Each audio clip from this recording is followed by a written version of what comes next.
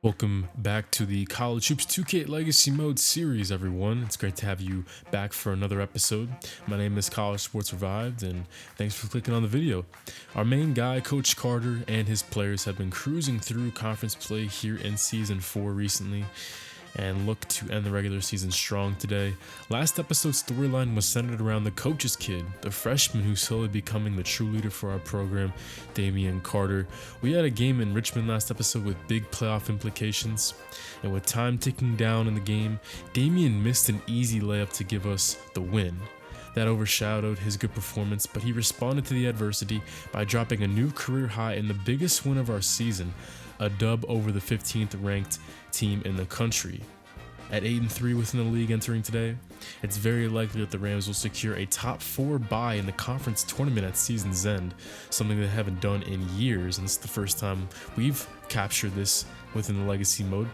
And with 5 games to go on the calendar, I think it's all but likely that this comes to fruition, especially when considering the easy schedule we have ahead of us to end this season. 3 of the 5 remaining games are against teams with records under 500 in the conference, 2 of which games are at home, so I like what's ahead for our Rams. These 49ers are always a test though. We're going to begin the episode against Charlotte. They're having a bit of a down year after 3 starters graduated last summer, including 2 all-conference level players. But that's not stopping them from still putting up more points a game than anyone else in the A10. And as you probably guessed, the main culprit in that has been the preseason All-American DeAndre Perry, who's not just leading the league in scoring, but all of Division I basketball at 25.5 nights. He shocked a lot of people by foregoing the NBA draft after the Charlotte Sweet 16 run last year, but now he's projected as a top pick. On a personal level, it's been the right call. Lloyd Hicks has faced better and better bigs as the season has gone on, but this will easily be the biggest test for our 7-1 freshman. And over the years, we played a lot of zone against Perry and the Niners, but this is the first instance, as you can see, where we're going man from the opening tip. That's the type of trust Coach Carter has been handing his players in year 4 of this series. So it's great to have you guys back for another episode. I hope you're enjoying this year, the most successful year of Coach Carter's Legacy Mode series. All but a formality that we're going to break our year 3 win total, and to do it with a team full of freshmen and sophomores, and then goes to show what type of success, especially in the future, we have cooking here as we go high to low there against Charlotte zone. We're going to be playing against a lot of zone today as DeAndre Perry rushes it up against our trap, try to take that corner jumper, but Lloyd Hicks is right up in his jersey. So first test against DeAndre Perry, so far so good for our boy Lloyd Hicks. And now with our first lead, we set up Kaya Hendry for an NBA range 3-pointer. Look at that shrug, man. Kaya Hendry just oozes confidence, and he's one of the big reasons why we are having this success. 15 points per game on his sophomore year.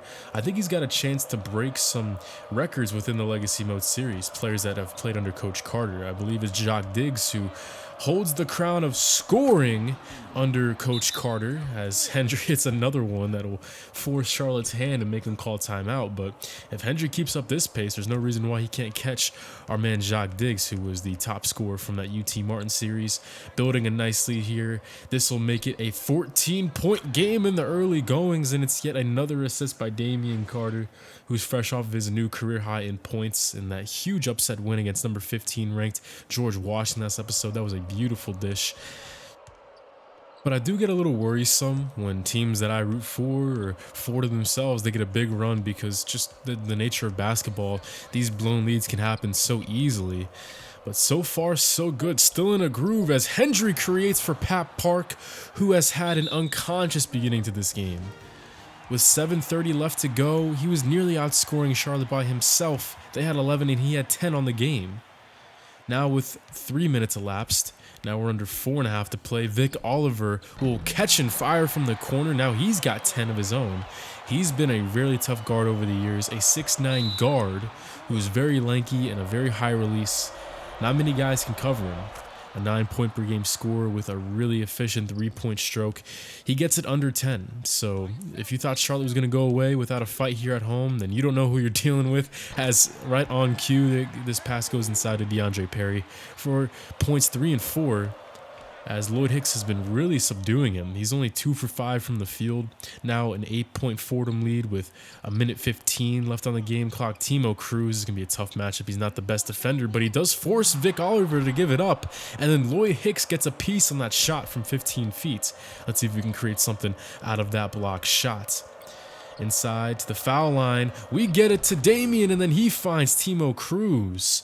5 first half assists for Damian, and that's where you want the ball. You want to get it to the middle against the zone. Charlotte plays pretty much nothing but zone, and DeAndre Perry couldn't block that shot. Timo Cruz is normally just a spot-up scorer. He's been having a good first half. That's why he's been playing a lot of minutes here as he continues to stay on the floor.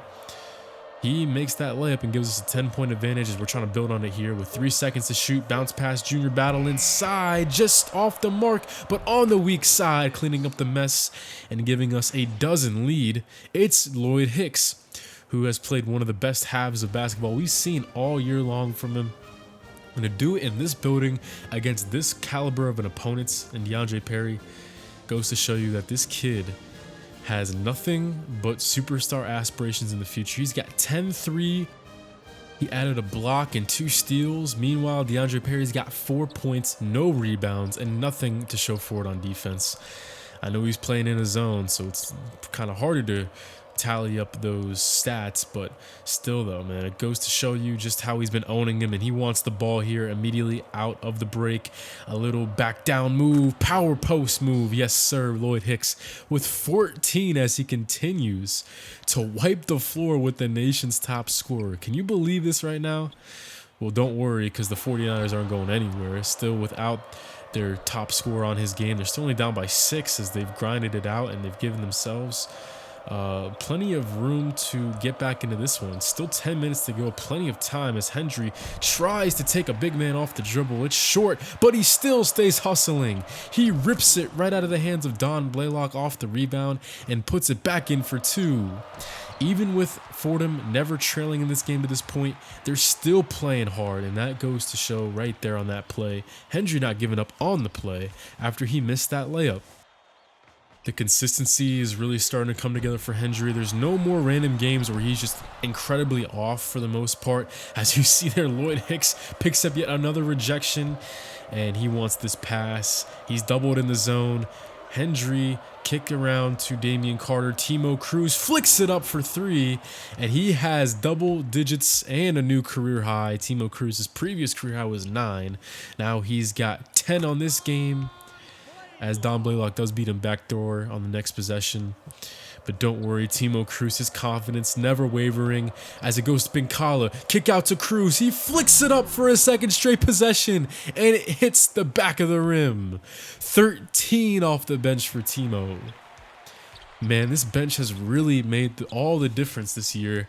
We used to be one of the thinnest teams in the A10, even with our nice run last year. That has changed with so many bench guys stepping up as this shot is spiked into the floor. Lloyd Hicks tries to help preserve the lead. We're up by 7 with under 3 to play, so it's looking pretty good, but unfortunately he gets tagged for the foul there. Blaylock makes 2 of 2, but then Lloyd Hicks finds himself at the line on the next trip up the floor. And for a 7-footer, he actually has been making a good amount of his free throws. 72% from the charity stripe as a 7'1" freshman. You're going to take that every day of the week from a guy like Hicks. The second one, though, is off, so he can't make it 3 possessions.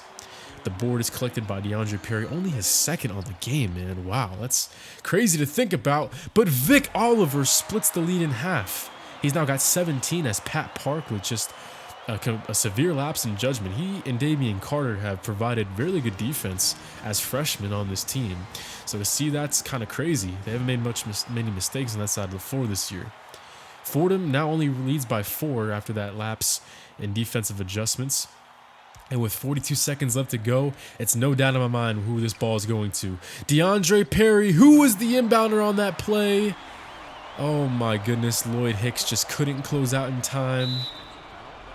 Man, sometimes you forget just how good DeAndre Perry is in all aspects of the game. This is another reason why people think he's going to be a well-renowned NBA center.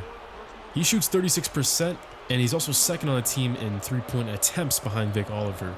So he's got the volume and the efficiency, So we're going to head to the line with our best free throw shooter towing it. It's Damian Carter who misses the front end of the 1-and-1. And now Charlotte can take the lead.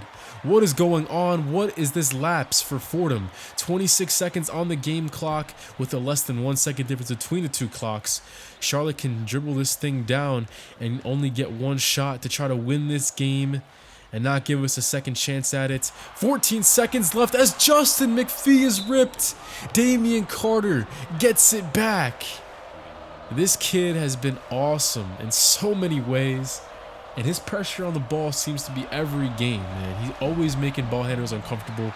And in the biggest stage of this game, trying to redeem himself for these missed free throws, Fordham has a chance to at least make it a three-point game.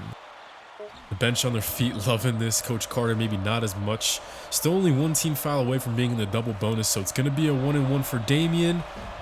And he misses another one!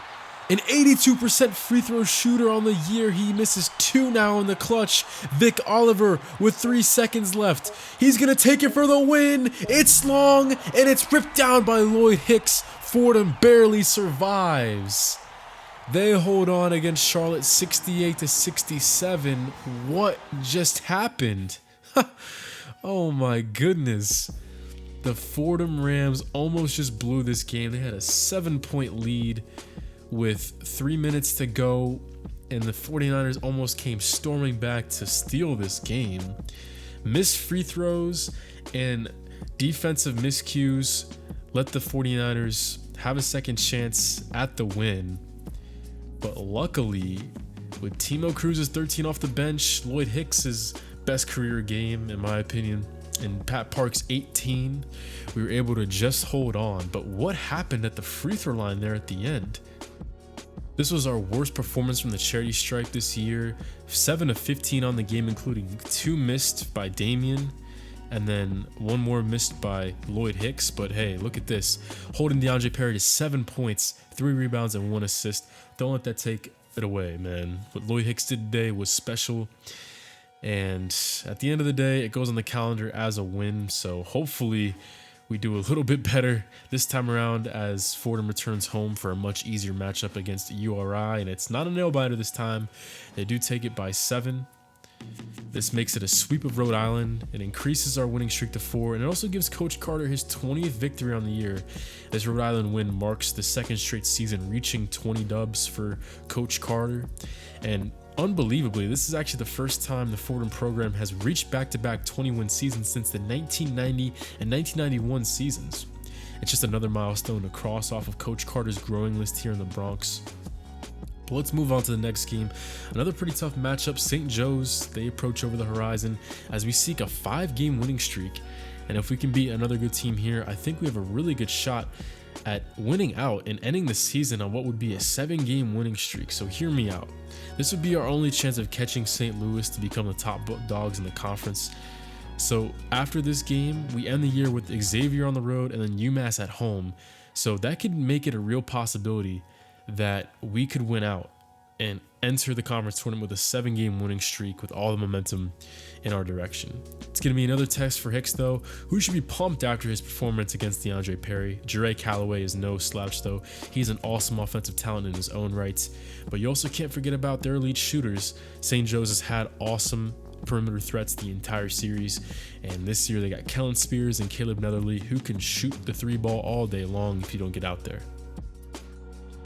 The Hawks are definitely no slouch. They're not as dominant as normal as their record would imply, but still, though, they are a very solid team. We can't look past them. Jure Calloway, he's going to be a very tough guard. He's not as fully fleshed as an offensive player as DeAndre Perry is. He doesn't have the 3-point shot like Perry has, but he's still very talented. And look at this. He even gets the stop on Hicks. He takes it right away, right out of his hands.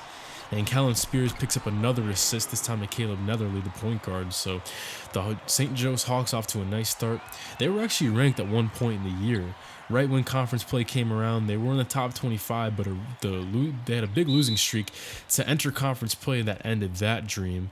And then Lloyd Hicks, it starts to go from bad to worse for the 7-1 freshman. Now he picks up his 2nd foul in only 3.5 minutes, so he's going to have to come out Chen Li will check in, and Bengala move to the 5 and try to have his crack at stopping Dre Calloway here early on.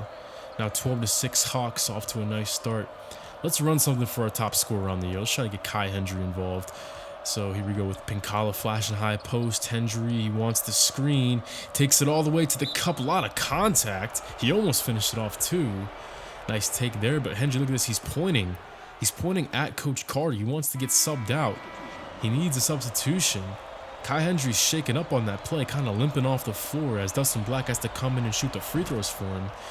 Kaya Hendry, our top scorer on the year, comes out of the St. Joe's game minutes after Lloyd Hicks picks up his second personal foul.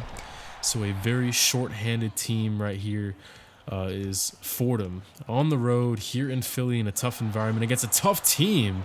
But Chen Li says, hey, next man up. He blocks him, but then a lot of contact on the other end as Kellen Spears gets away with a hack there.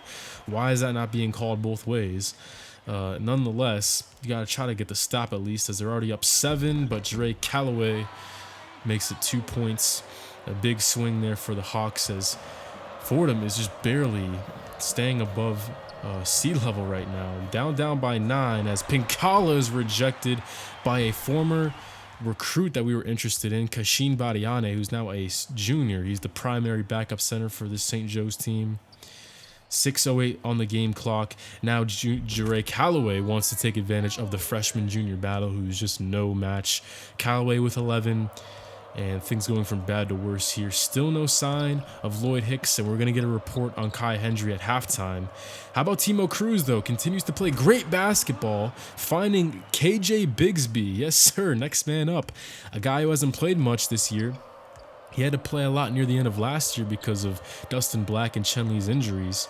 But here he is again, free throw line. He's looking for another shot to make his mark, and Pat Park skates by a defender to get his first points of the game and get it under 10.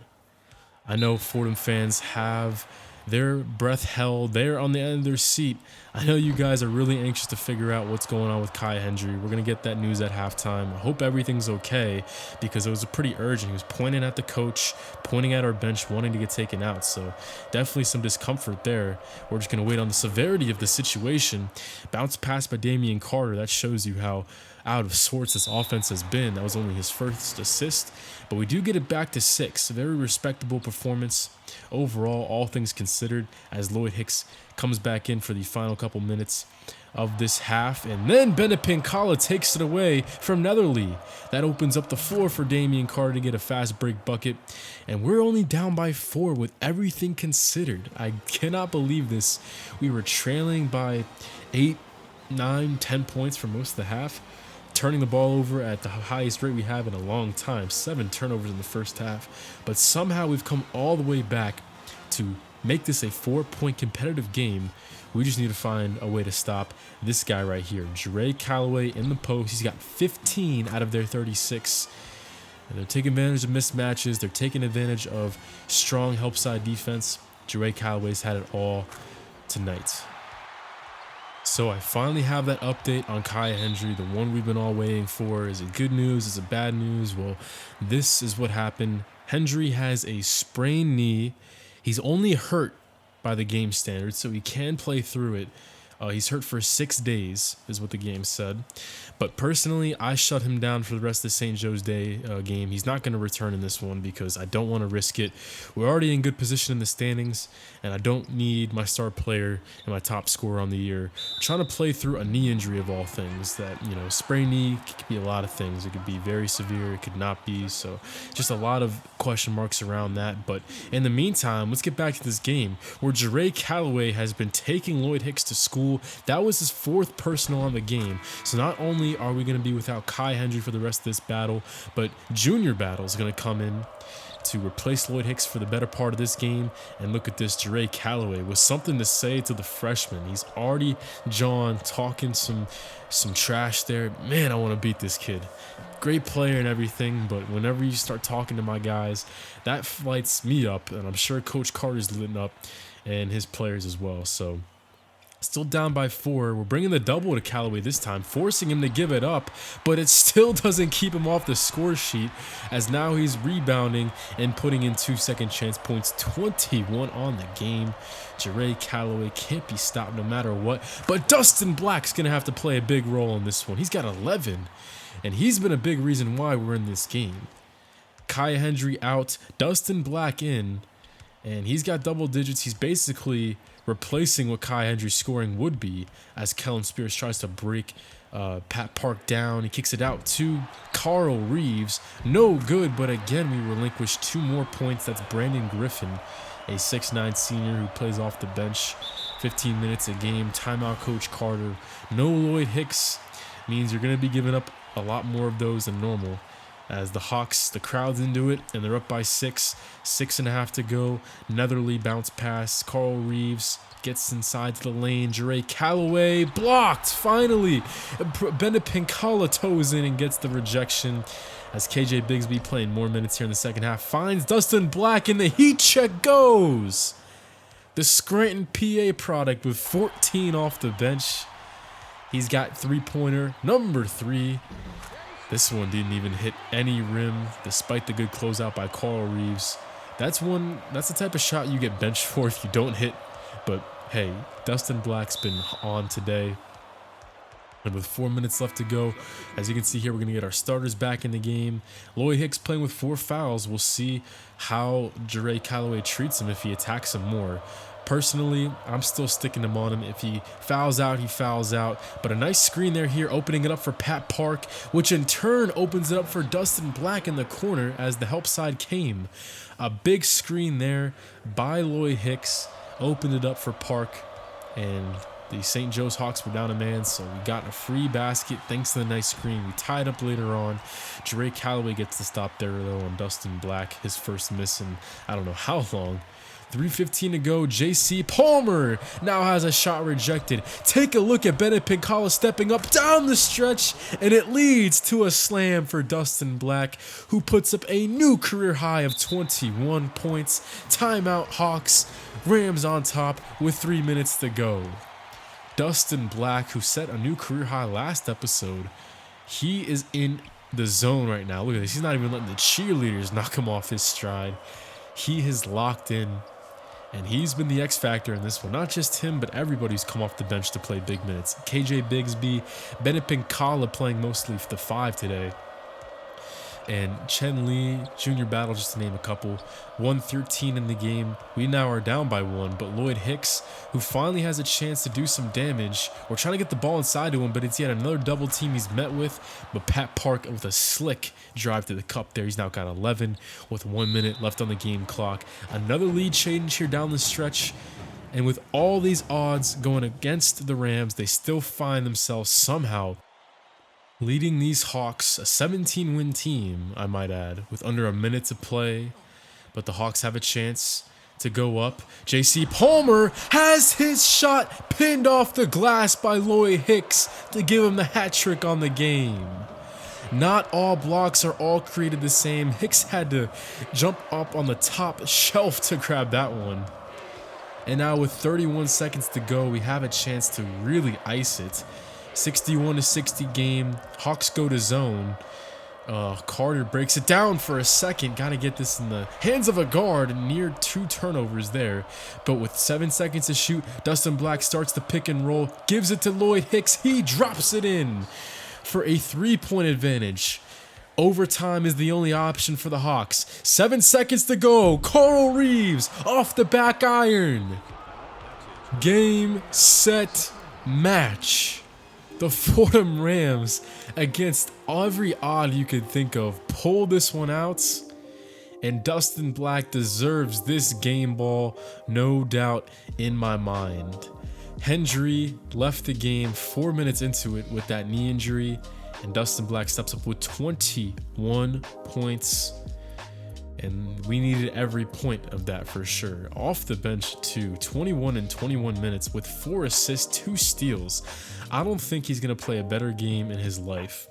On top of that, Lloyd Hicks only playing 13 minutes, yet recording 3 blocks, 7 rebounds, and 7 points. I was really perplexed as to why Jare Calloway wasn't just attacking Hicks when he came back in with 4 personals, but I think he saw how Bennett Pincala and Lloyd Hicks were rejecting pretty much every shot that came in there, and I think he just got scared.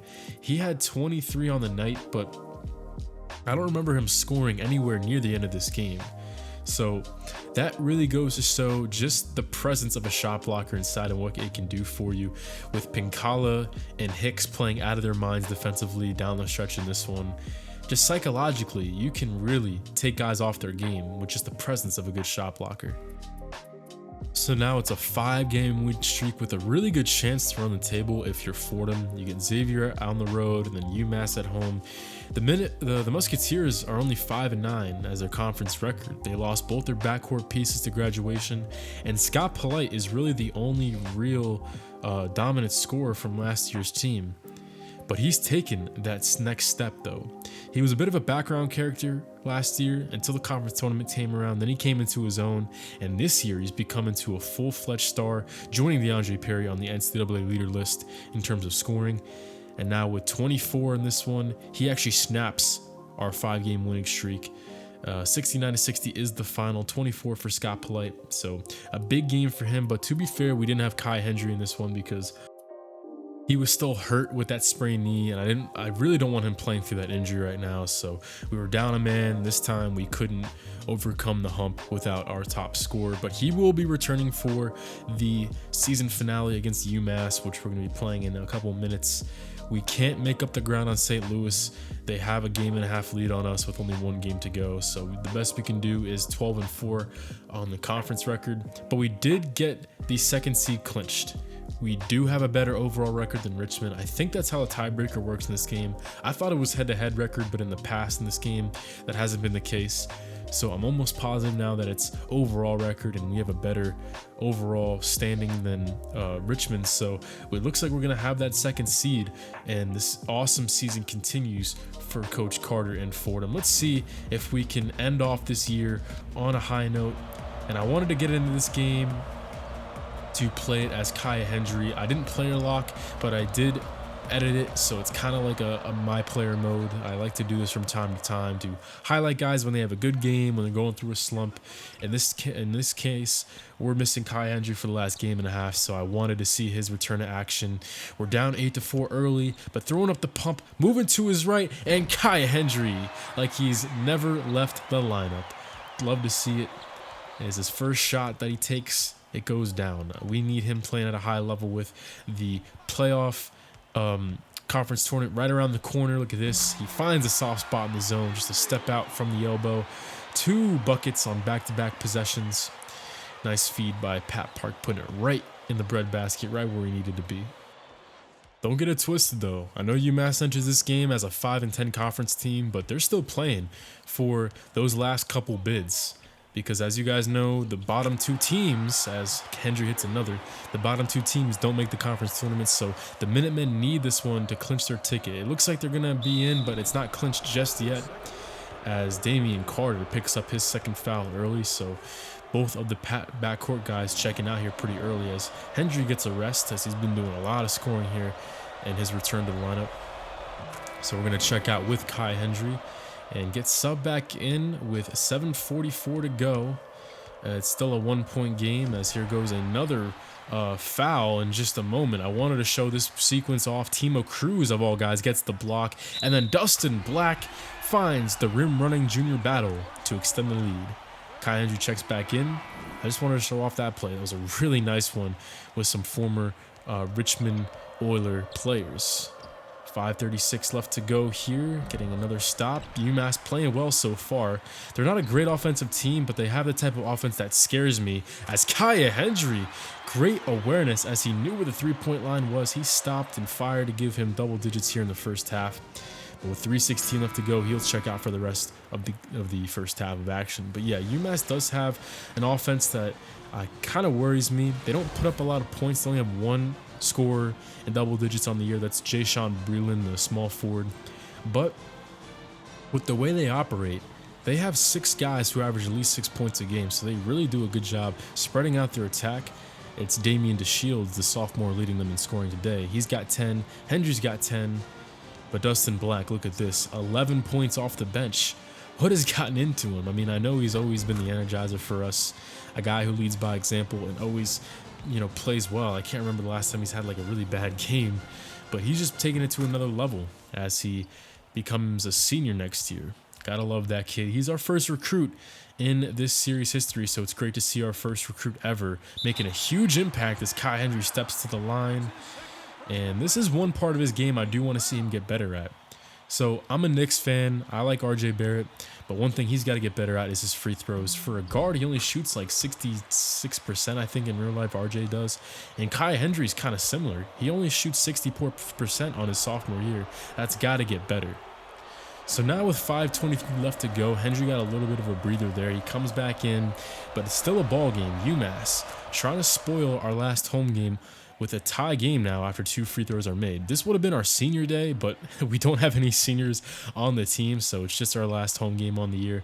Trying to send these fans home happy and trying to enter conference play, the conference tournament, I should say, with a win. Lloyd Hicks now with 12 on the game. Kai Hendry's been passing the ball pretty well in this one too. That's assist number 3. Now under 5 to go, Tanner English, he misses, and now we got a chance to run. The numbers don't really favor us, but Kai Hendry knows where to go to exploit defenses when they're not set up properly.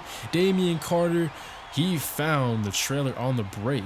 Sometimes easy to lose track of the trailer when it's not a big man. That time it was a guard. Hendry just slithers in behind. He's got 18 on the game with his second tray ball. 61-56, the lead, trying to grow it here as the fans are up on their feet. Inside, another block by Lloyd Hicks, but it's saved by a UMass sniper. This is Art Moritz, who was in the right place at the right time. Kai Hendry almost made the incredible save. If only he was like an inch taller. Unfortunately, bad luck there for Hendry. We're still trying to secure this game down the stretch. 64 apiece here. A minute to go. The Minutemen have come to play, which I definitely expected. They need this win to punch their ticket. If they don't, they need some other teams to lose, as Keentron Parker gets by Damian Carter. A rare sight where somebody breaks down the freshman off the dribble. Look at this. He had him in jail for a second, but reaching there meant that he stopped sliding his feet. So Keentron Parker took advantage. 2 points there and the lead for the Minutemen. So we've been playing a lot of close games in this one. Will it come back to bite us? Time to find out. 48 seconds to go on the game. Still in this 2-3 zone are the Minutemen. Pat Park puts the ball on the deck. Bounce pass Hendry. Pump fake. He could have broken down the defense there.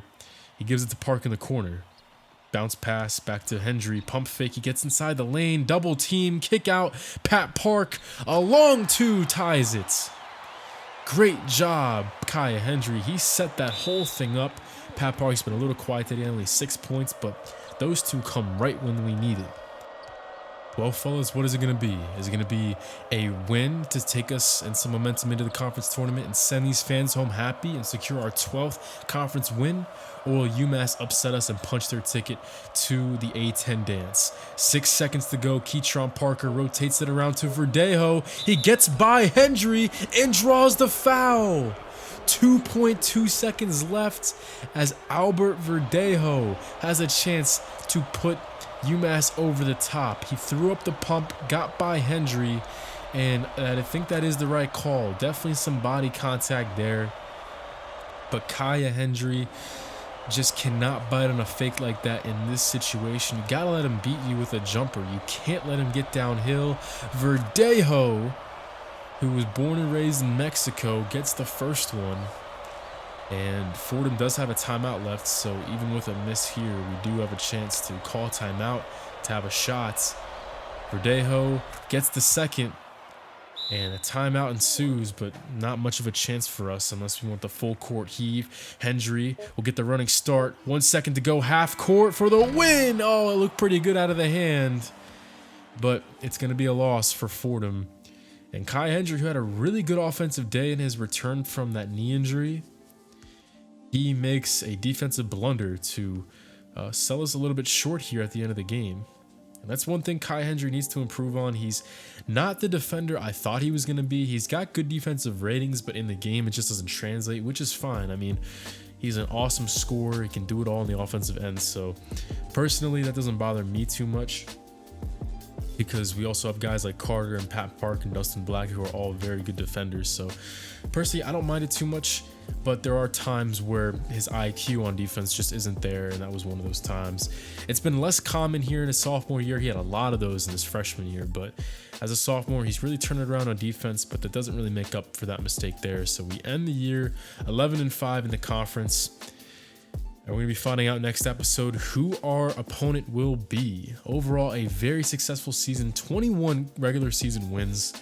This is only the second time this ever happened in Fordham's history. You're going to have to go back to the 90s to see the last time it's happened. So Coach Carter continues to just churn out those milestones.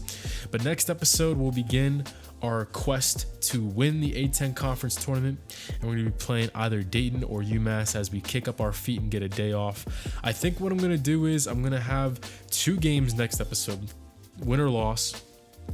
Even if we lose that first game to UMass or Dayton, I'm going to be having the episode long enough so it doesn't spoil it, and then I'm going to have the conference championship in its own episode if we can make it that far. So Dayton or UMass, what is it going to be? I'm not sure if I'm going to watch this one or not. Maybe I should, so I can get a little beat on these teams, but at the very least, I'm going to simcast it so we can slowly see how the game develops. And unfortunately, there's no jump in feature on this game. If there was, that'd be awesome. I'd be using that so much, like how NCAA Basketball 10 has that, or the new 2Ks have that, where you can just jump in whenever you want. I really wish this game had that. But at the very least, I'm going to simcast it from beginning to end to see what team takes control and wins that game. And I'm very excited for that. So we'll see. We'll see if I hop in or not. But yeah, it's going to be 2 games next episode, win or loss. I won't spoil it. And then if we make it that far, the conference championship will be in its own episode. So playoff basketball is back, everybody. This time, Fordham isn't the underdog. They are a heavy favorite in a year where the A10 is a little bit down. So they got to take advantage. This young team is making big strides here, strides that I didn't think they would. We'll see how far they can go next time out. So thank you for joining me today, guys. I'm College Sports Revive signing out. Bit of a longer episode than normal just because we had a lot to get through to finish up year 4. But next time out, we're going to be returning to playoff basketball, and we're going to tip it off either against Dayton or UMass. Can't wait to find out who that's going to be against. So stay tuned for that. I'm CSR signing out. Hope you guys have a great night. And stay tuned for more College Hoops 2K Legacy Mode action here on the channel.